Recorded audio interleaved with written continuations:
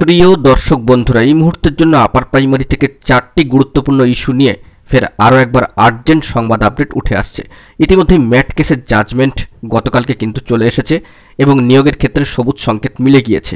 তৎসত্ত্বেও এই 4টি গুরুত্বপূর্ণ ইস্যু বা ফ্যাক্টরকে কেন্দ্র করে উঠে আসছে গুরুত্বপূর্ণ খবর আপডেট। 47 পাতার পিডিএফ অর্ডার কপি, 46টির গুরুত্বপূর্ণ পয়েন্ট।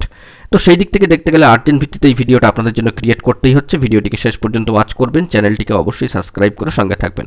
চলুন কথাবার্তা একদম না বাড়িয়ে মূল টপিকে ফোকাস করে সম্পূর্ণ বিষয়টিকে আমরা জেনে নেওয়ার চেষ্টা করি। অত্যন্ত গুরুত্বপূর্ণ 4টি ইস্যু: ওএমআর, রিজার্ভেশন, নন ট্রেন্ড এবং সিট আপডেট ম্যাটার। এর মধ্যে বেশ কিছু ম্যাটার বা ইস্যুকে কেন্দ্র করে, এই 4টির মধ্যে বেশ কিছু ইস্যুকে কেন্দ্র করে বিস্তর আর্গুমেন্ট কিন্তু হয়েছে কোর্টরুমে, 11 নম্বর কোর্টে। একাধিকবার সিঙ্গেল ও ডিভিশন বেঞ্চে রদবদল ঘটেছে।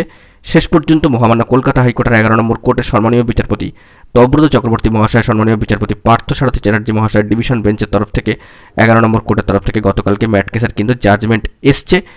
সমস্ত কিছুর ঊর্ধ্বে উঠে সমস্ত দিক পর্যবেক্ষণ করে সম্মানীয় বিচারপতিরা মহামান্য কলকাতা হাইকোর্টের তরফ থেকে গুরুত্বপূর্ণ রায়দান কিন্তু এসেছে। 14,052 জন চাকরি প্রার্থীর নিয়োগের ক্ষেত্রে সবুজ সংকেত।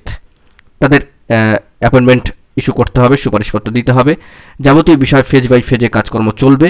কিন্তু ওএমআর যে রিচেকিং, রিজার্ভেশন পলিসি বা রিজার্ভেশন রুলস, নন ট্রেন্ড প্রার্থীদের দাবি, সিট আপডেটের মতো বৃহত্তর একটি ম্যাটার যা দীর্ঘ প্রায় 800তম দিনের কাছাকাছি পৌঁছে যাচ্ছে।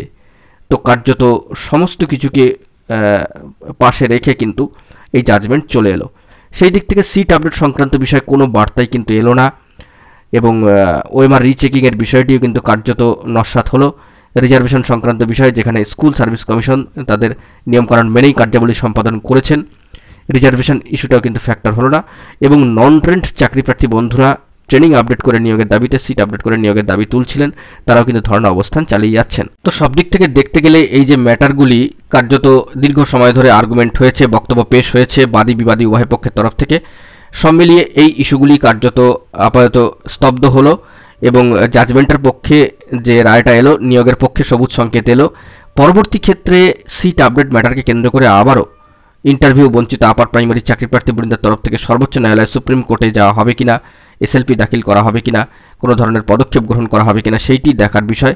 নন ট্রেন্ড চাকরি প্রার্থী বন্ধুরা গেজেট রুলকে, যে গেজেট এবং যে নোটিফিকেশান রয়েছে সেই অনুযায়ী কোনো পদক্ষেপ গ্রহণ করবে কিনা সেটাও দেখার বিষয়। আবার যারা বঞ্চিত হয়েছেন তাদের ক্ষেত্রে ওএমআর রিজার্ভেশন সংক্রান্ত বিষয় নিয়ে কোনো স্টেপ বা পদক্ষেপ নেওয়া হবে কিনা সেই নিয়েও কিন্তু পরবর্তী ক্ষেত্রে কোনো স্টেপ আসছে কিনা আমরা কিন্তু ফোকাস রাখছি। তো আপাতত এই জাজমেন্টকে কেন্দ্র করে 46টি পয়েন্টে গুরুত্বপূর্ণভাবে যাবতীয় বিষয় উল্লেখিত হয়েছে।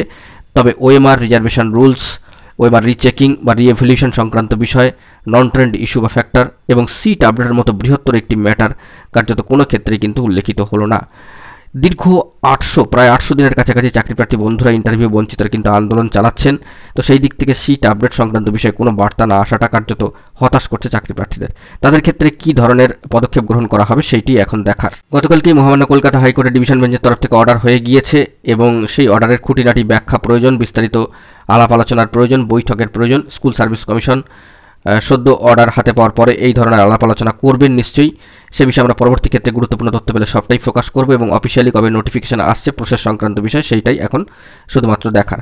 তো সব মিলিয়ে বলা যেতে পারে এই 4টি ম্যাটারকে কেন্দ্র করে আবার একটা পরিস্থিতি তৈরি হয় কিনা সেই দিকে কিন্তু আমাদেরকে ফোকাস রাখতে হচ্ছে। পরবর্তী স্টেপ বা পদক্ষেপ কী হয়। এখন এটুকুই। সকালে ভালো থাকবেন, চ্যানেলটিকে অতি অবশ্যই সাবস্ক্রাইব করে নিয়ে সঙ্গে থাকবেন। ধন্যবাদ।